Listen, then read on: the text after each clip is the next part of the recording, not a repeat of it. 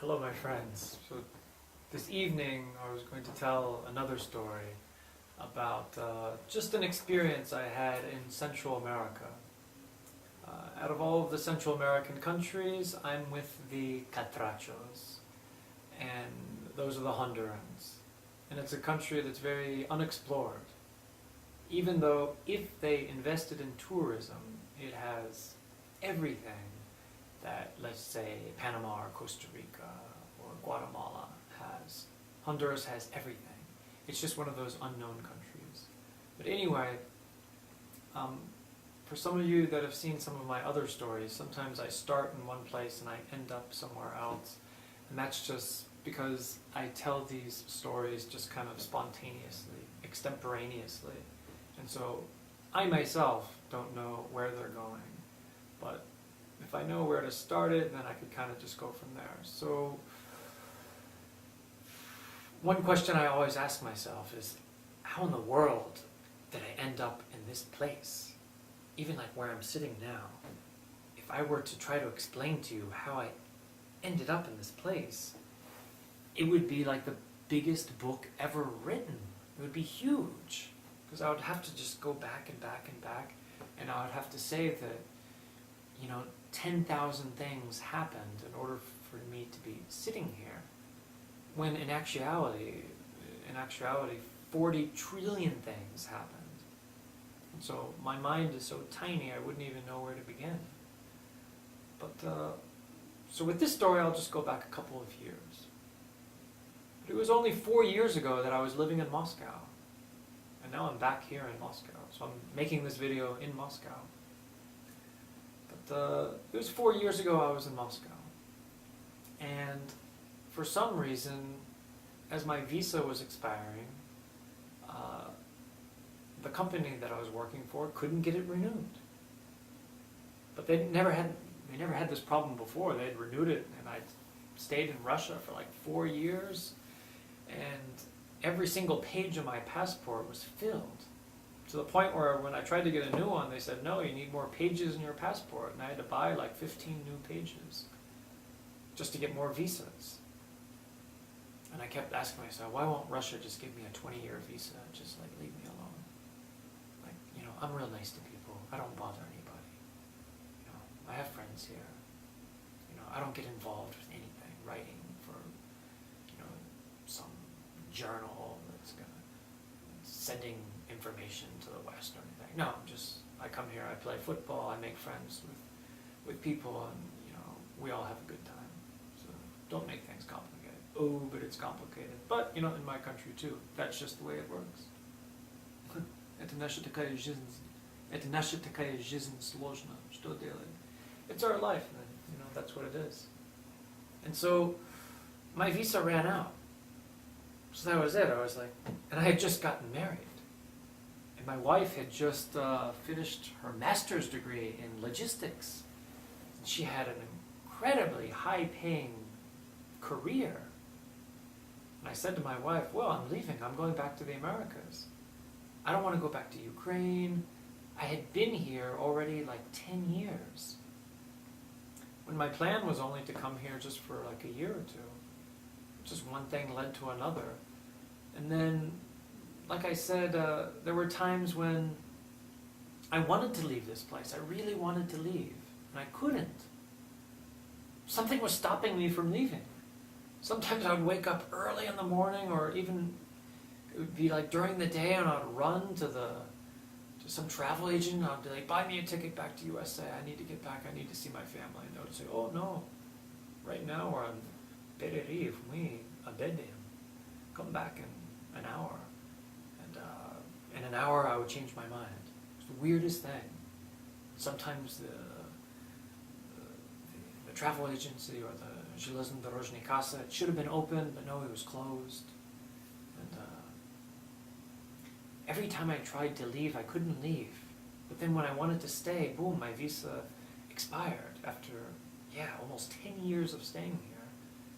And I had just gotten married. I said to my wife, I was like, I wasn't upset. I wasn't worried.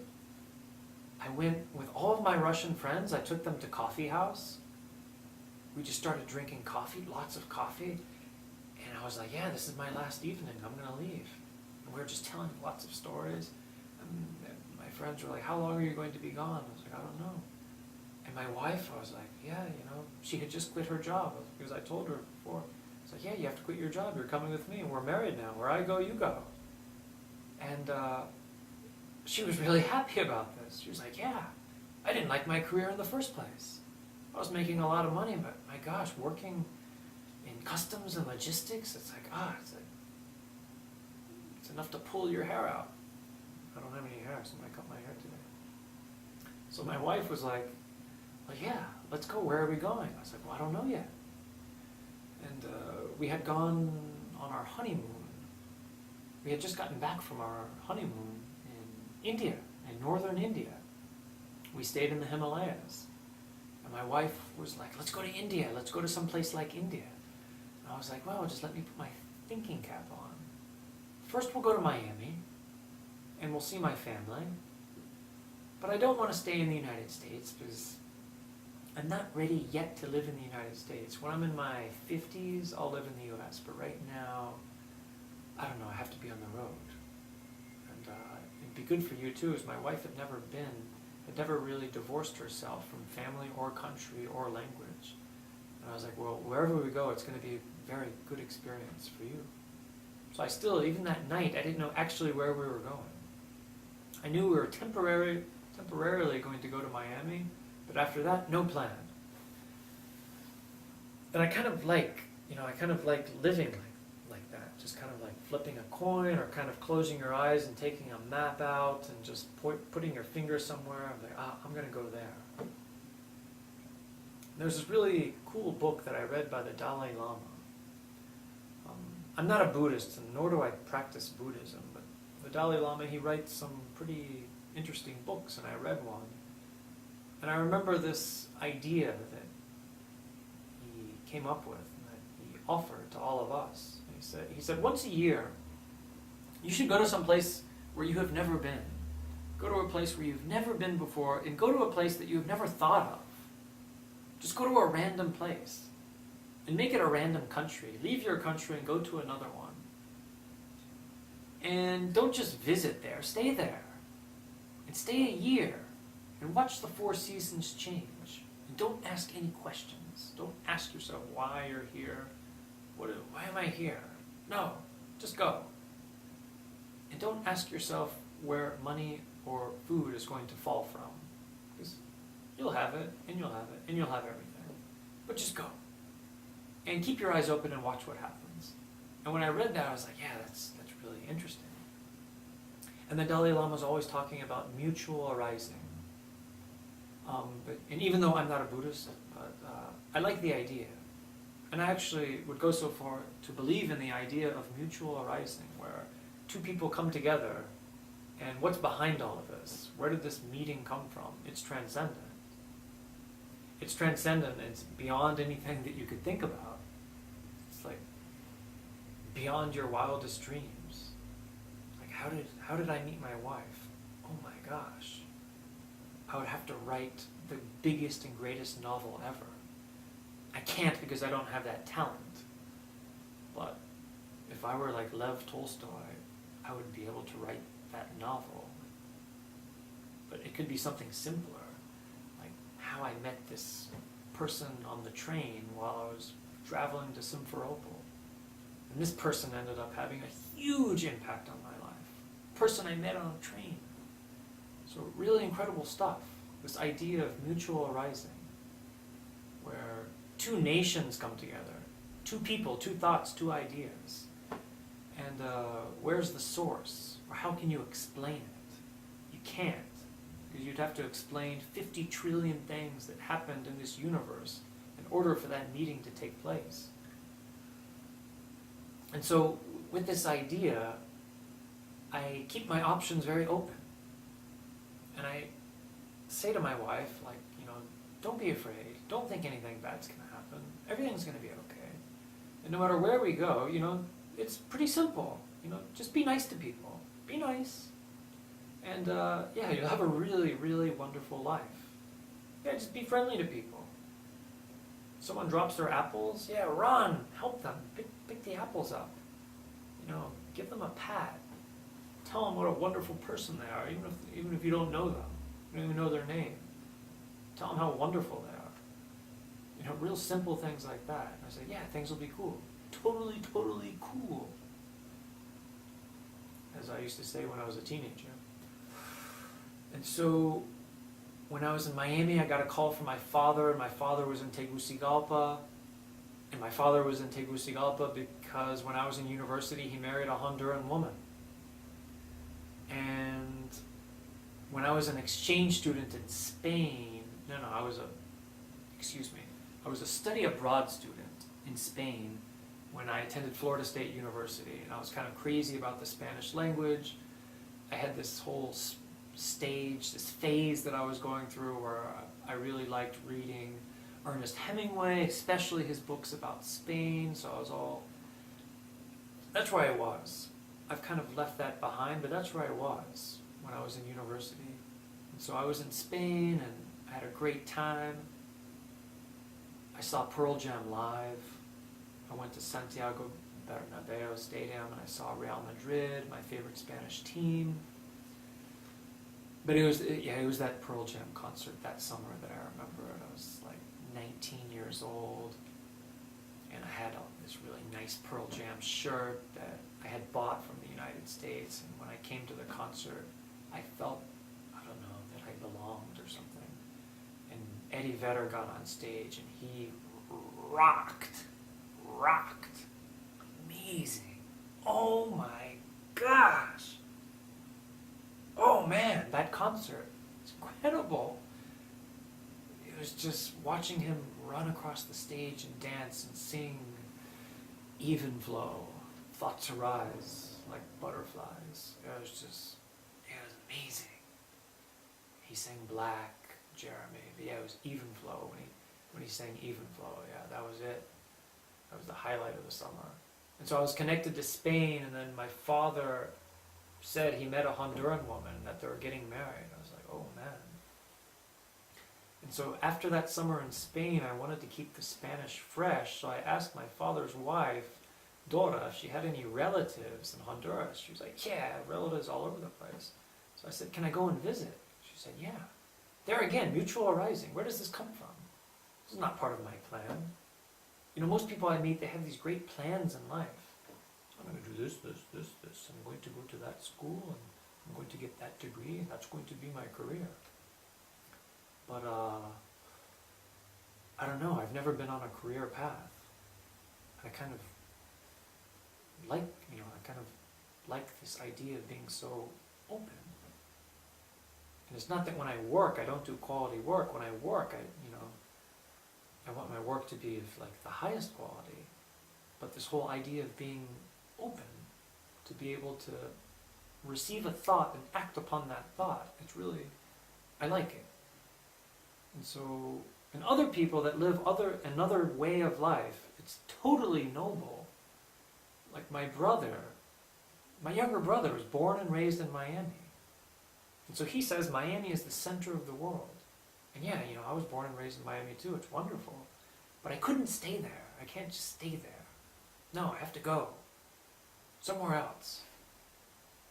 And it doesn't matter somewhere better or worse, but I can't stay there. But my little brother, he stays there. And it's very noble. The life he lives is very noble.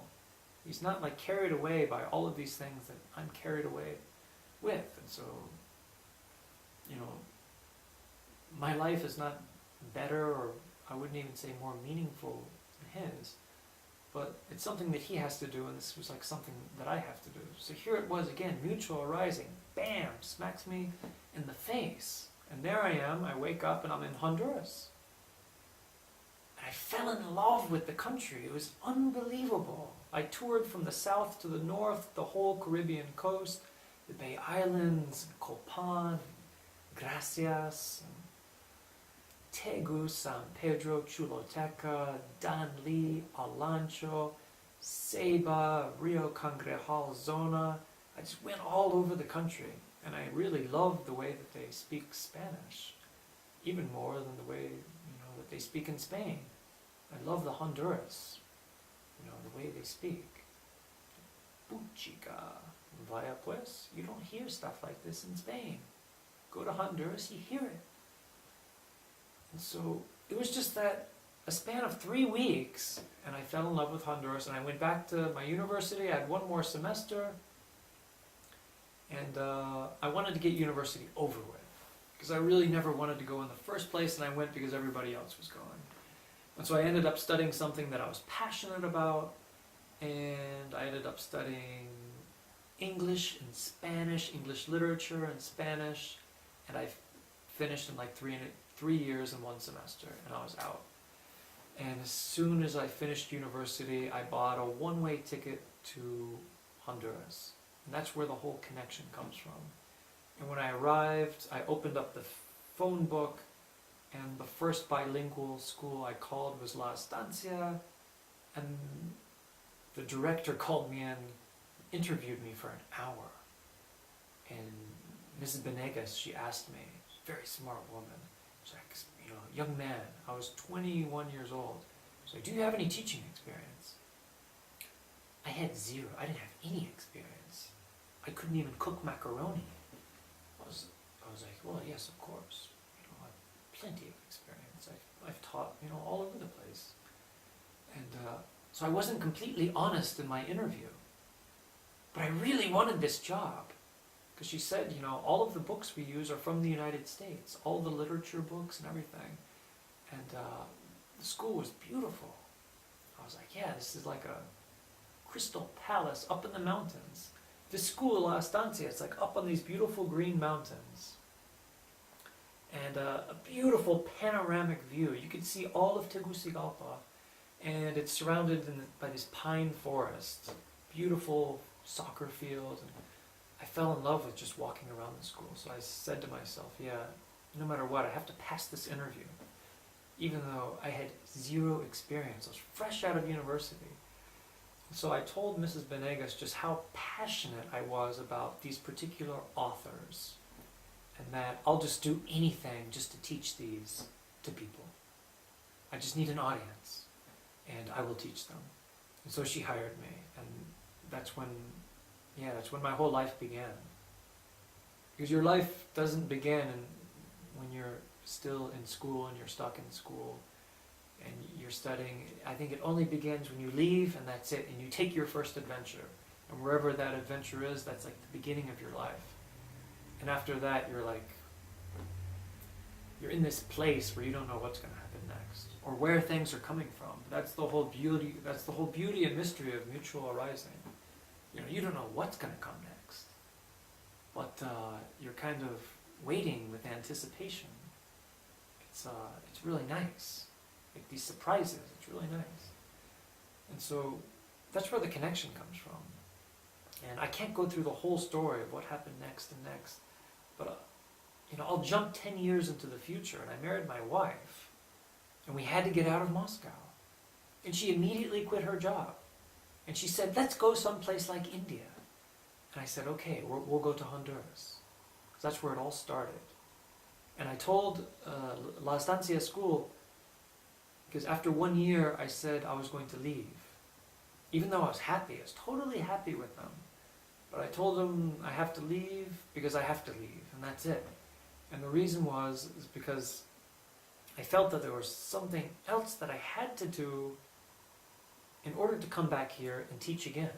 And I think I was so young that I didn't want to teach the students the same thing year after year. I wanted to come back to them as a fresh, new human being. So I said to the director, to Mrs. Benegas, I will come back here in 10 years. And she said, we will keep in touch. And so we kept in touch. And that's why I told my wife, we'll go back to Honduras. I have a connection there with a little school. Really nice. You'll like it. And that'll be our new life. It'll be our new life together. We'll have to start from scratch. And when I was in Miami, my father called me. My father was in Honduras. And he had gotten himself into some trouble. And he's like, yeah, I really need your help right now.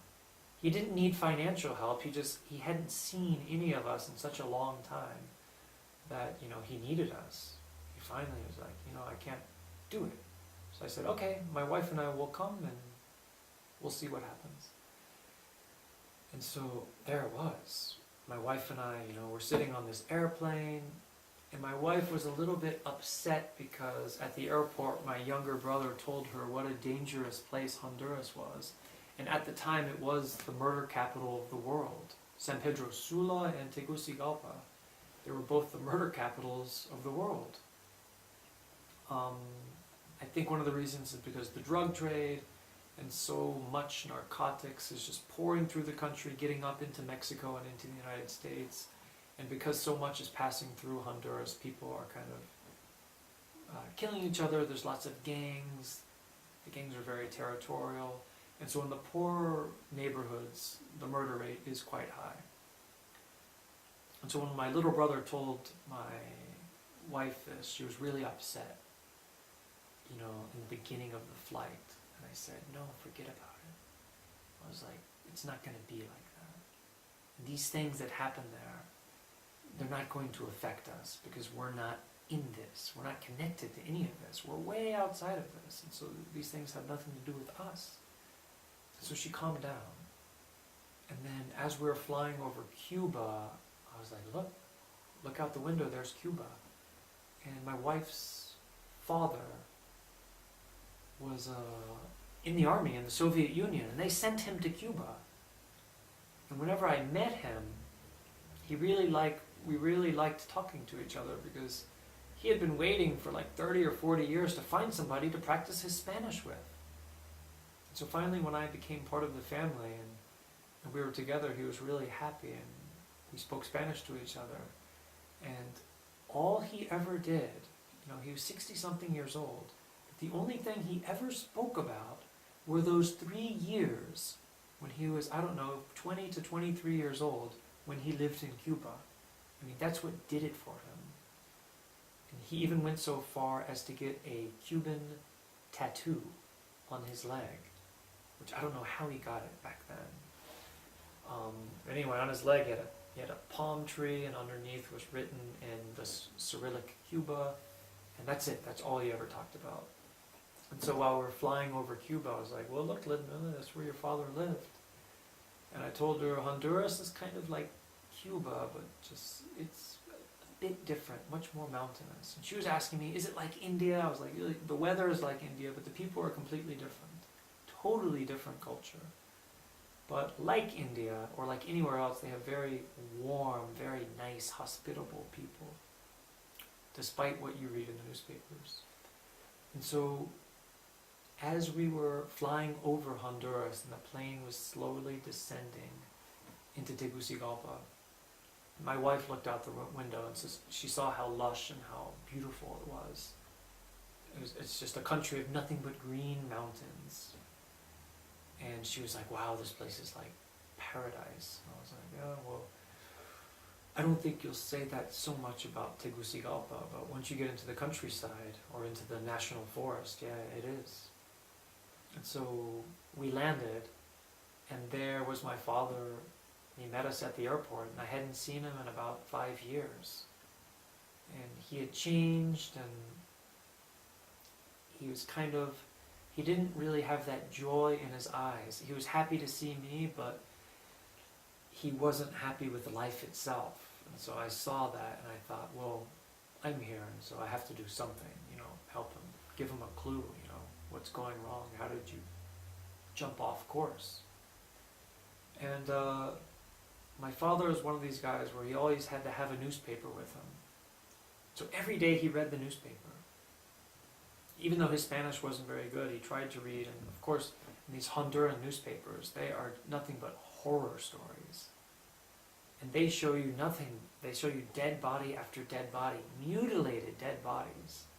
And they show it on the front page of the newspaper. Nothing but dead people. Next page, dead people, dead people. When you watch the news, it'll show a dead body on the street.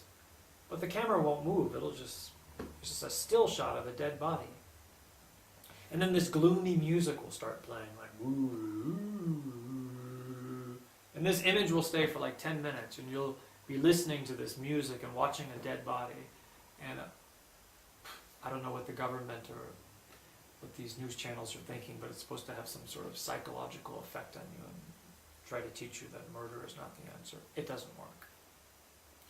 So my father was really deep into the news, so of course he was paranoid, totally paranoid. And he hated Honduras. And I was like, how can you hate it here? It's so beautiful. And a person like you, so smart, 40 years of experience in international business, and you can't see that there's so much good that you can do here? And yeah, he couldn't do it. And I was trying to get him to see it, but I can't. I don't have that kind of power as a teacher. One person sees the world this way, another person that way, and I don't know, it's really hard to get somebody. I mean, you could do it, but I couldn't do it with him. It's either that he was stubborn or he didn't want to hear what I was saying. And so he saw Honduras this way, I saw it that way. But I was still remembering what it was like 10 years ago, and it was just like incredible, a whole year, everything was wonderful. Why would it change? Nothing really changes. People can say, it's gotten more violent, but how did it change? I don't know. 10 years ago, nobody had a cell phone. Now everyone's running around on cell phones. 10 years ago, they wore white shoes. Now they're wearing black. Everyone's still eating baleadas and tortillas. That hasn't changed. But, so my father, he's the one that kind of brought me there, and I tried to kind of lift him up a little bit to try to show him that this place really isn't so bad, but he was in this world. He called himself a realist, so he was in the real world and focusing on real world problems. And I was like, well, these things, what are they doing to you? They're making you paranoid. And soon I found this, I found this out very soon and very quickly. Because as soon as I went back to La Estancia, some of the same teachers that were there 10 years ago, I immediately went and made friends with them, and I made friends with new teachers, and most of them all had this one thing in common, that they were all extremely paranoid, because they've all been reading the news every day and watching, the news on TV. So everybody was afraid of everything, and it really affected people's relationships with each other, the way that the people treated each other. And I didn't like it. Because I had just coming from Russia, 10 years in Russia and Ukraine, and this is like, for me, Russia and Ukraine is like the safest place in the world. I'd lived in Russia for 10 years and nobody had even touched me in terms of trying to harm me. People are hugging me. Russians are friendly. Even the people who drink, they're at the park and they drink. They're not evil. They just want a drinking partner. Like the people I meet on the train. Sometimes somebody pulls out a bottle of vodka and they want to drink with me. And I'm like, well, no, I don't drink. Ti меня уважаешь? I said, уважаю, но пить не буду, потому что не хочу. But I said, если ты меня уважаешь, ты пить будешь. Well, if you respect me, you will drink. And I would get stuck in these whole arguments. I was like, no, I respect you, but I don't drink. But if you respect me, you will drink. And so, but living in Russia, I never had one problem with anybody. I had these funny little arguments with people who wanted to buhat with me, who wanted to drink, but no. It was amazing. 10 years, I fell in love with Ukrainian and Russian people. In every way.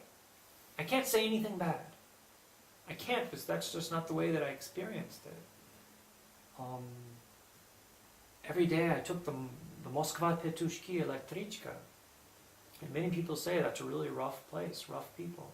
No, cool, nice people. Good country people. And so Honduras was totally different.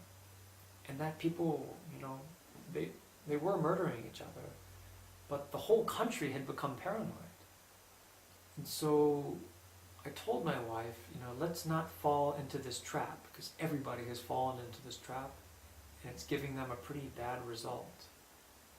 And so we decided to never, ever read a newspaper and not only not watch the news, we decided to live in a home without television. So no television, no nothing.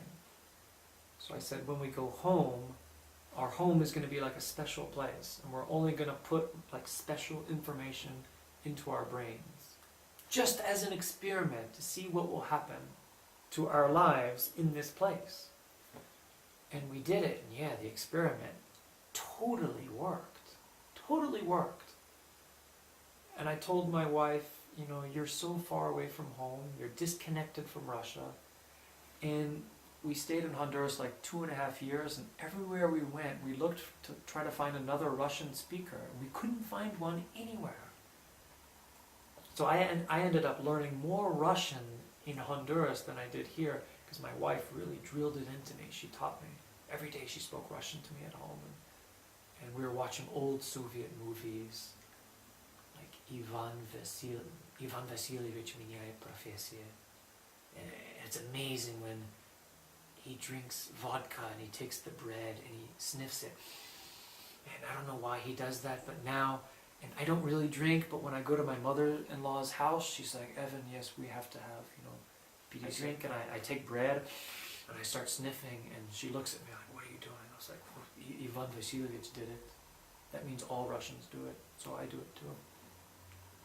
Yeah, so after I drink vodka, I sniff bread, because he did it, so it must be correct.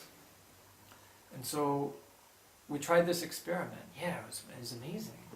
My wife read lots of 19th century Russian literature, and so, okay, that's the world she lived in. And her thoughts became really colorful and even pure and kind of, I wouldn't even say negative, quite positive, even if the novel ended on a sour note, like when Anna Karenina threw herself in front of the train in Железнодорожный. And I would only read, all of my favorite authors. I would read books that where the very process, the whole meditation of reading would make me feel good. Before the book, just thinking about the book that I'm going to read, during the process, while reading, and after reading, meditating about the book and then talking about it. And so this is the world we kind of lived in, and this totally affected our relationship with all other Hondurans and the whole country that we lived in.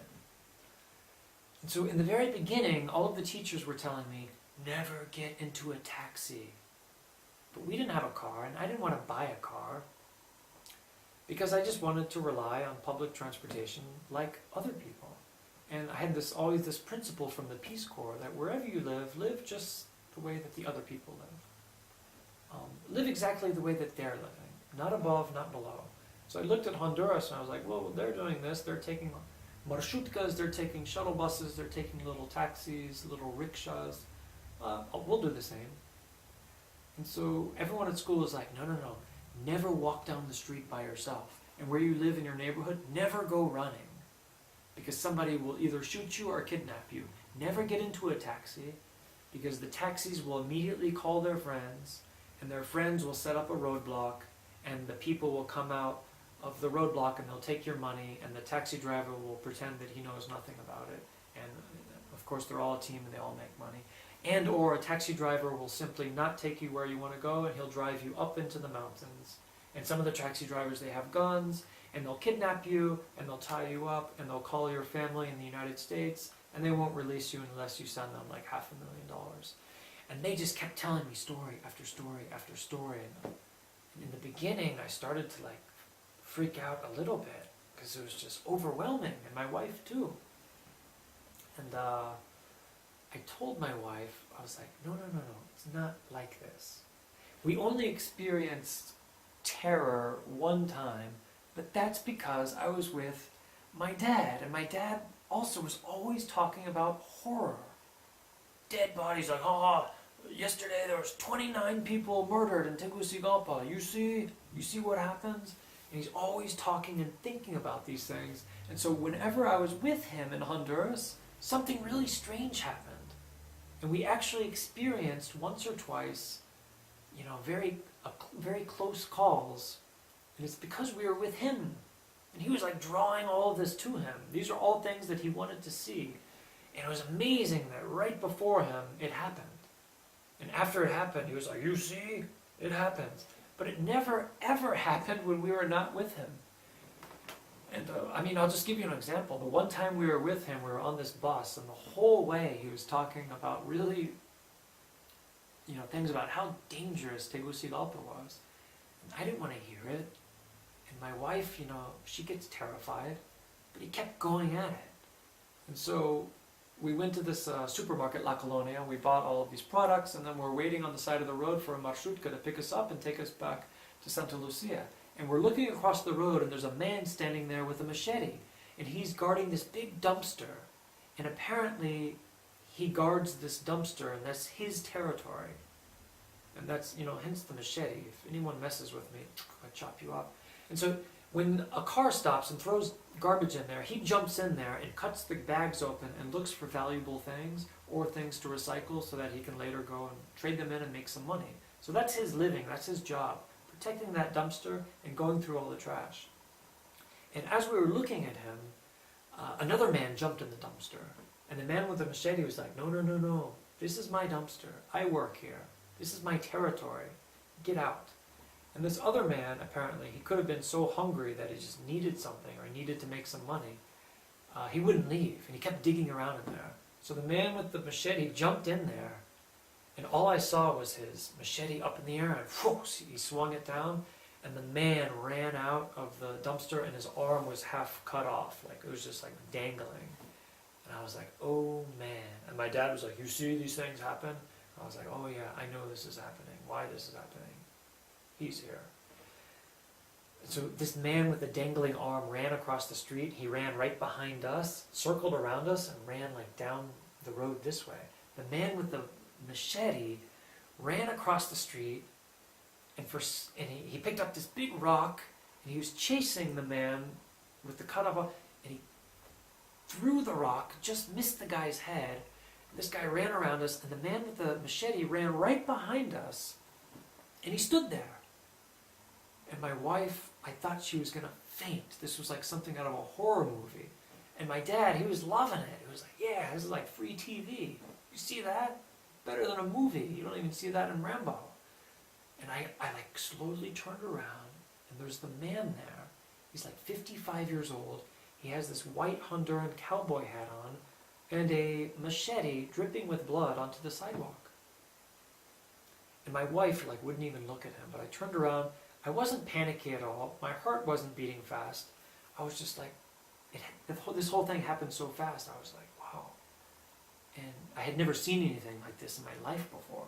Like in Moscow, you never see this. You never see people in Moscow walking around with machetes, swinging them around. In Honduras, everywhere, everybody walking down the street has a machete. Well, that's how they cut the grass. So I turn around, and this man's standing there, and I said, ¿Qué pasó? But in a very calm voice, because I didn't want him to hit me.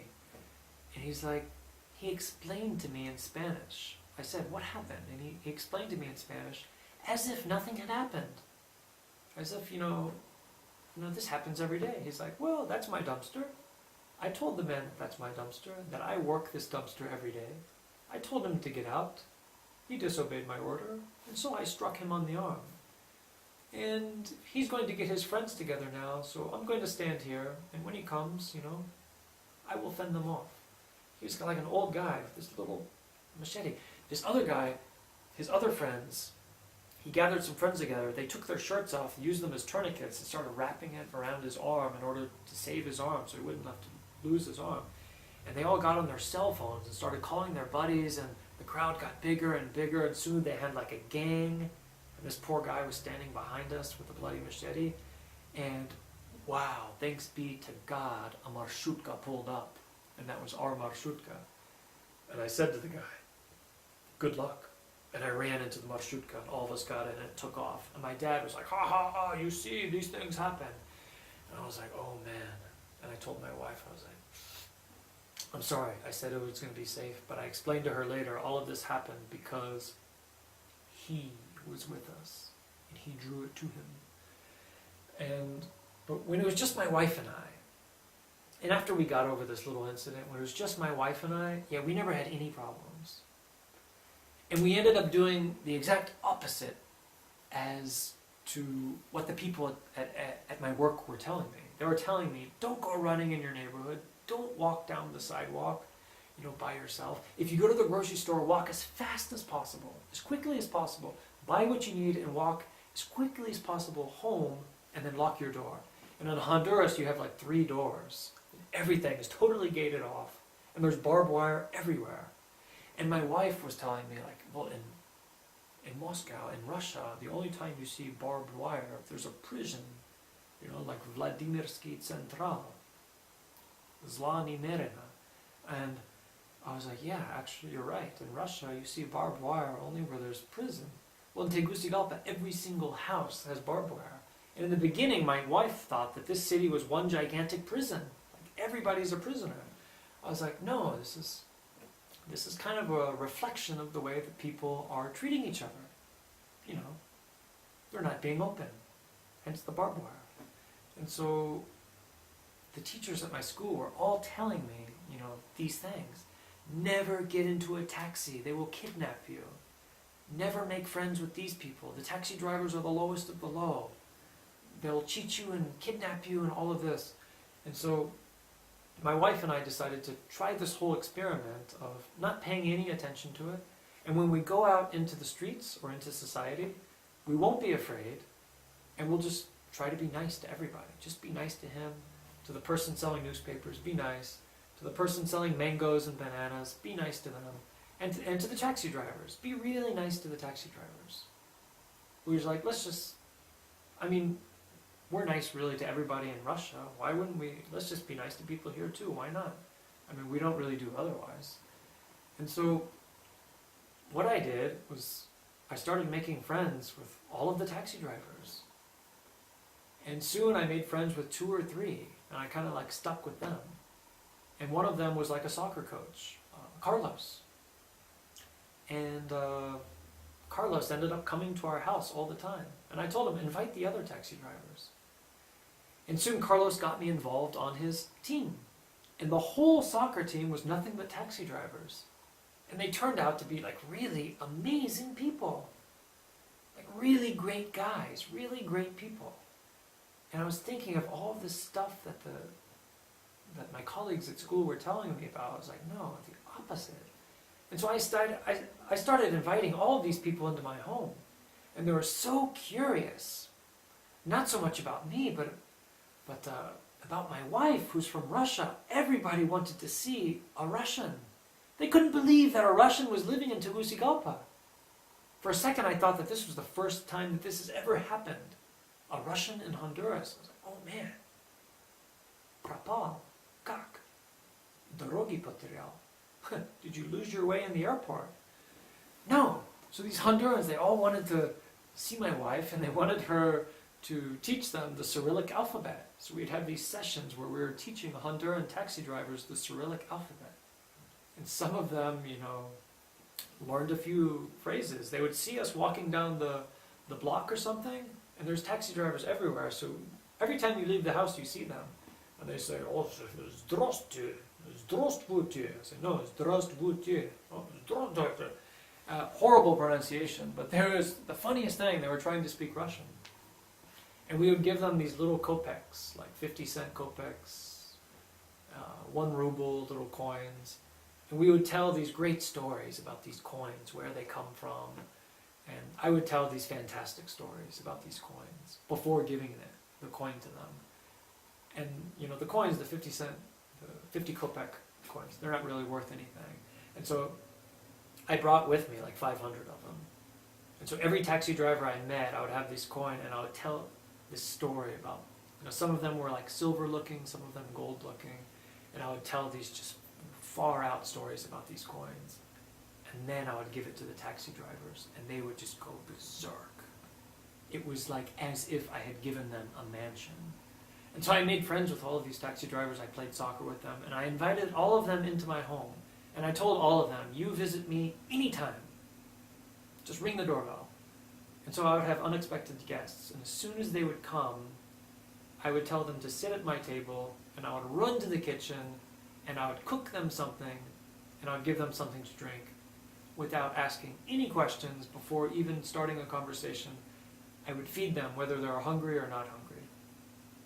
And they were just blown out of their mind that a North American was serving them in his home. And they weren't taking advantage of me at all. Not one person, they never took advantage of me. Because not only was I doing this because I really wanted to do this, but I loved having them around. There were times when I wanted them to visit more often. And they were afraid because they were like, no, they need their space.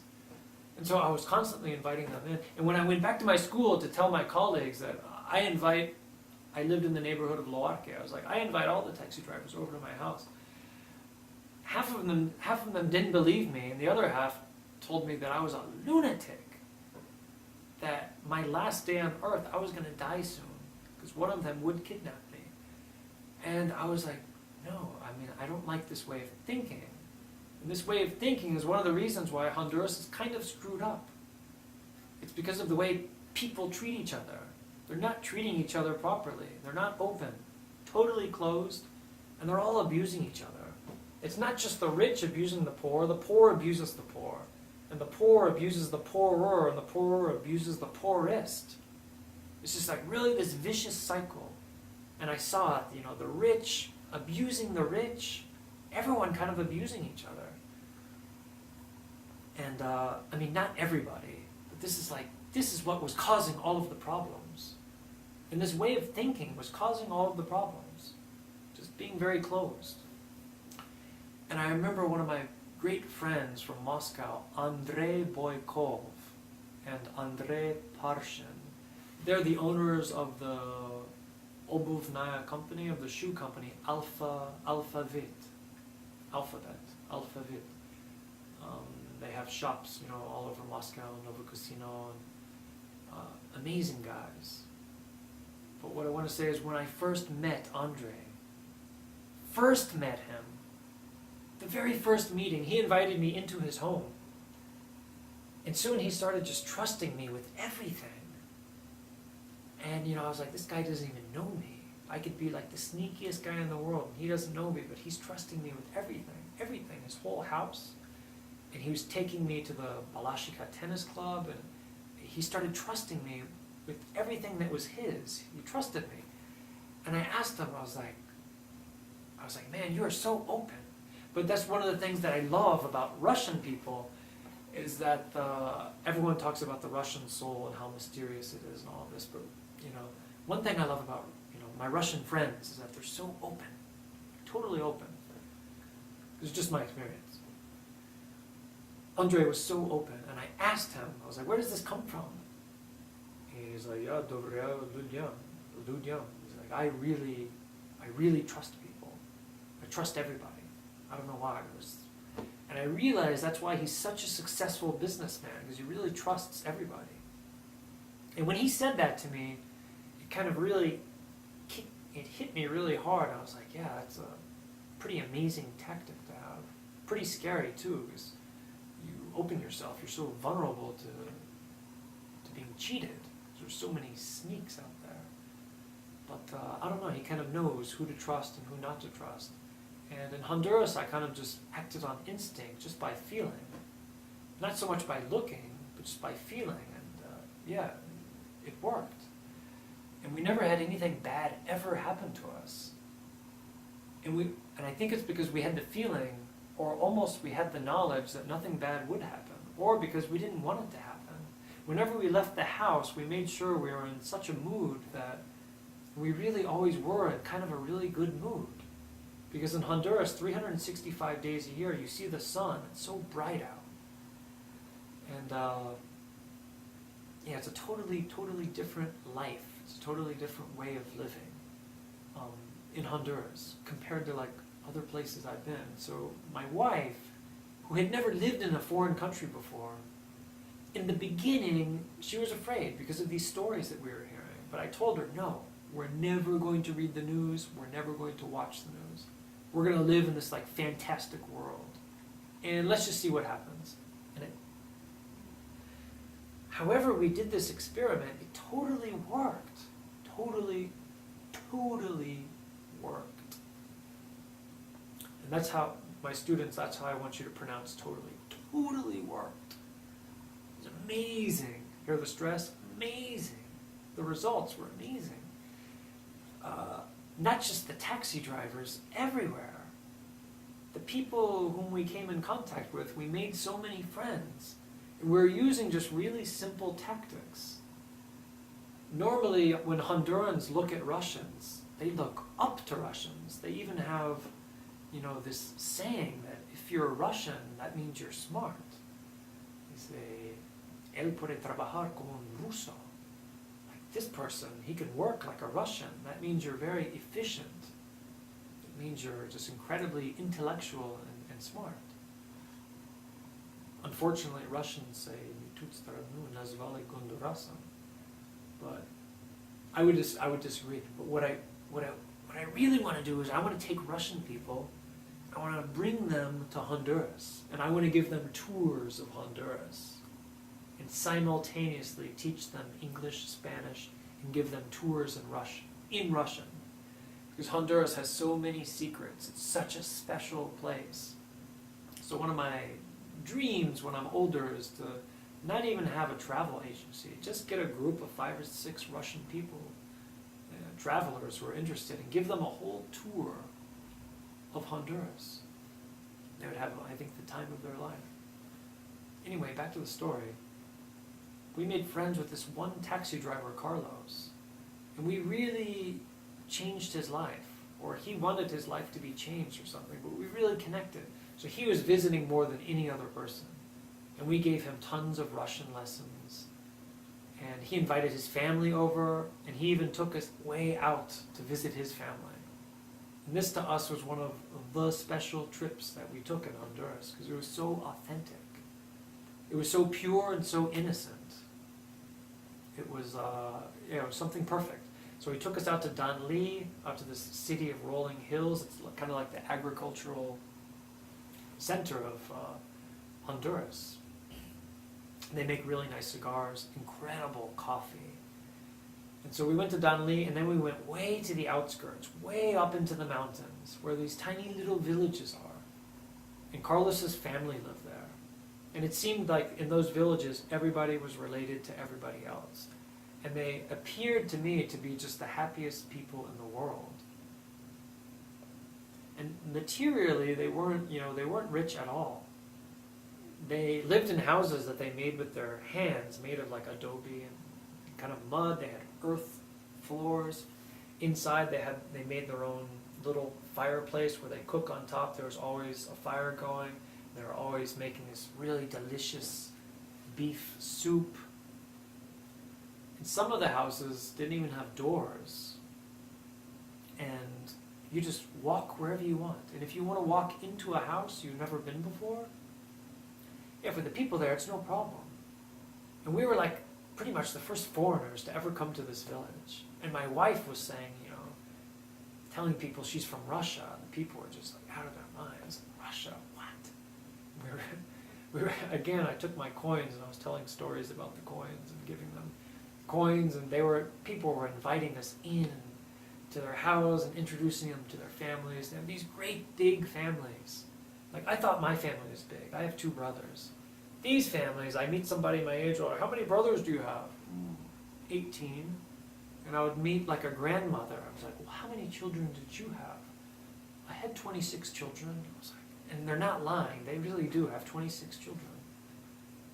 So these villages, they're all kind of related to each other. But it was such an amazingly warm feeling. It was like I hadn't felt this way in such a long time. Just being with them, telling jokes with them, singing songs with them, drawing pictures with them. I'm an athlete, so I took them, I brought a soccer ball with me. And I left the ball with them, but just going out with the kids and playing soccer and just listening to the kids laugh and being up in that place. It's a really beautiful place we were at. Very green, very lush, delicious fruit. Just fruit there grows year round. And the people live these very, I don't know, I'm not being romantic, but they live very simple and innocent lives, uncorrupted. And I really liked that, and I fell in love with it. It was very difficult to leave. And this episode where we were there, it all happened because I invited a taxi driver into my home, and I gave him a little bit of food, and I treated him like a king. And it's supposed to be the opposite. Or I'm supposed to, like the Hondurans, spit on these people. These are, like in India, the untouchables. I mean, the equivalent. And I'm supposed to, like, carry the high horse. Like, I'm a North American. I'm wealthy. I have a lot of money. I have power. And you're a taxi driver. You know? No, it was the opposite. You know, I treated them like they were my own, like, brothers. I was really nice to them. But, you know, just like, I'm nice to my brothers. Why? Because I love them. These guys, well, they're human beings too. So I was really, really nice to them. And that really hit them really hard. And they have this innocence about them. And you have to be totally honest with them, because they know if you're lying. So you have to be totally upfront and transparent and honest with them. And that's the way I was. And I didn't want anything from them. I just wanted simple friendship, just an exchange between two people. And we had that. And so when I went back to my school and I explained to them, yeah, I'm making friends with, you know, people from all walks.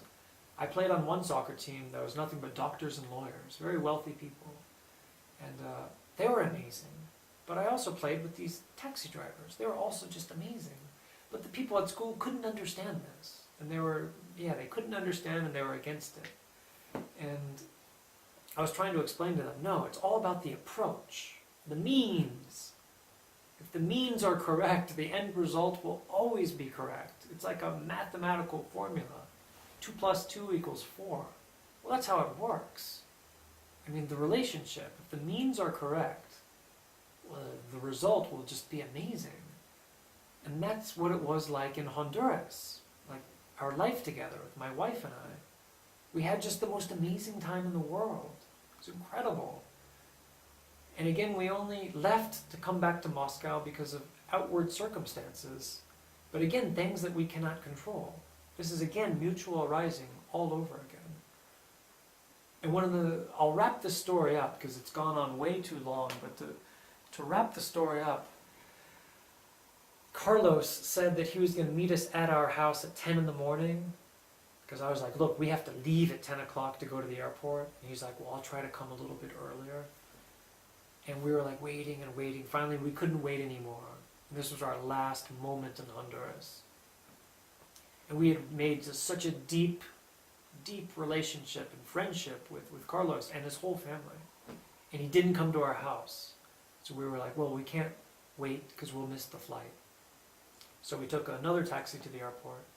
We went through customs, paid the airport tax, checked our bags in. We were upstairs waiting, but we hadn't gone through security yet. So we were there at Dunkin' Donuts, sipping some coffee, having a donut. And right before we were to leave, Carlos shows up with his family. And I was like, and I was just like, yeah, I was blown away. And Carlos, that was the most amazing thing, but when we left, he started crying, he was in tears, and I was like, oh man. I was like, wow, this is the most amazing meeting. And Carlos was having, some trouble in his work. His boss was like jerking him around, and he had lost his taxi for like a week, and he had such a huge family to take care of. And the most amazing thing happened to me the day before. Another thing of mutual arising. Amazing! The director of the school called Mrs. Benegas and said, Evan, you have a check waiting for you here at the school. And I'd been waiting for this check for a long time. It was a big check. It was like $4,000. And if I hadn't gone to the school and signed for it, I would have lost $4,000. And I was like, Mrs. Benegas, why didn't anybody tell me about this? I've been here for 2 weeks in the capital. And she's like, well, I just saw it lying there today, and it's waiting for you. And I looked at my watch, I was like, the bank is closing in like an hour. How am I going to get to school and then get to the bank and cash it? And it was raining outside.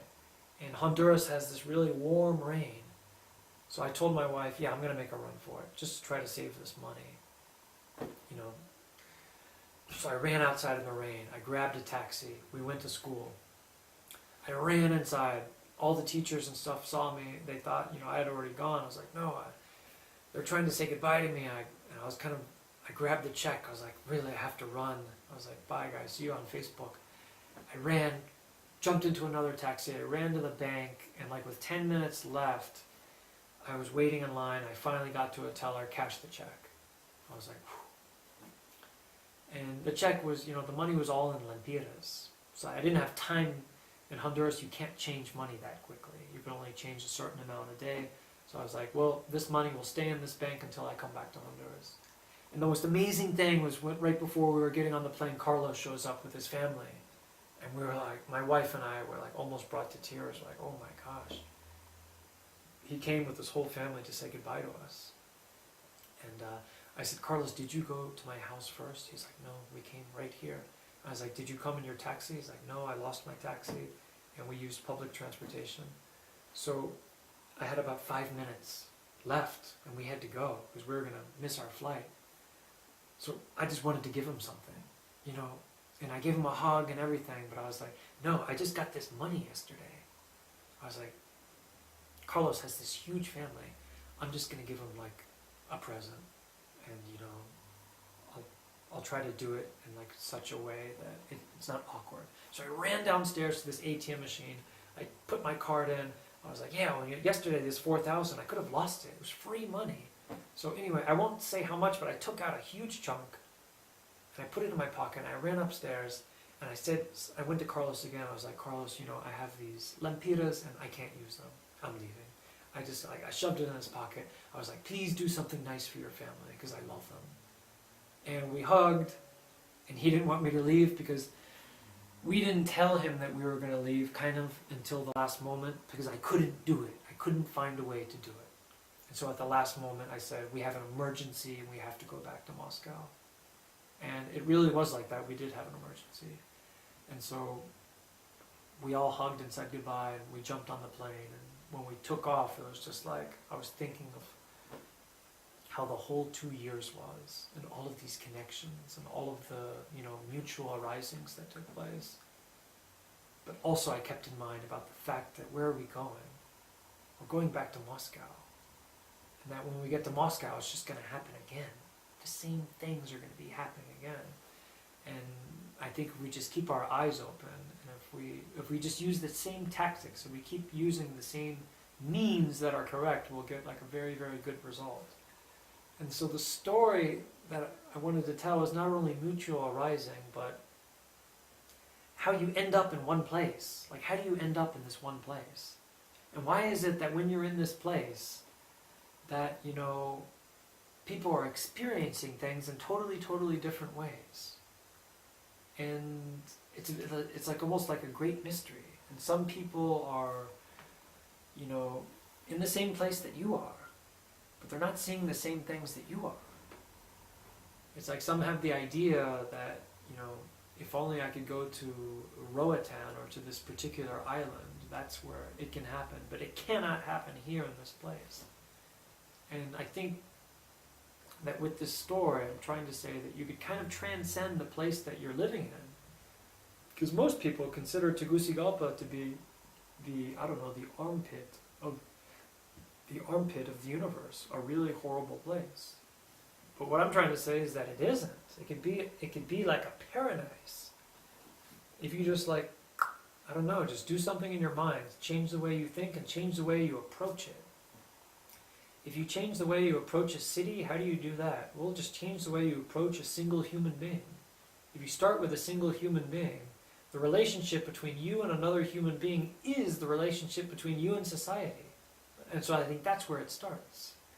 And so if you keep that in mind and use these kind of very simple, innocent, almost childlike tactics in your relationships with people, you'll get an amazing result.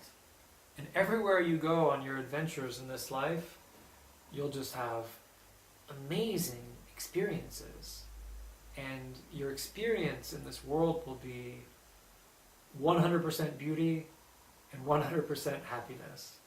And that's been my experience, and it's been my wife's experience too. And it'll be your experience too, if it hasn't already been. And so, yeah, do what the Dalai Lama says. I'm not a Buddhist, I'm a Christian. But the Dalai Lama said something interesting. Very interesting. Go to a place where you've never been before. Even a place where you don't even know where it is. And you don't even know the language. And just go there. Why? Because it's kind of good to divorce yourself from the known. Everything you have ever known. It's good to divorce yourself from that. And just so you break out of that and you're into something else. And do that. And keep your eyes open. And use very transparent tactics. And what will you receive? Something very transparent, something that doesn't go away, a type of happiness that keeps building and building, and you'll experience beauty in this world. And what I mean by experiencing beauty, just having beautiful relationships with people and even the landscape that surrounds you. So I'm sorry this story took so long to tell. Next time I'll try to shorten it up, but I hope you enjoyed, and if you liked the story, then try to watch some of my other stories, and I'll keep trying to think of better and more interesting stories to tell. Thanks. Bye.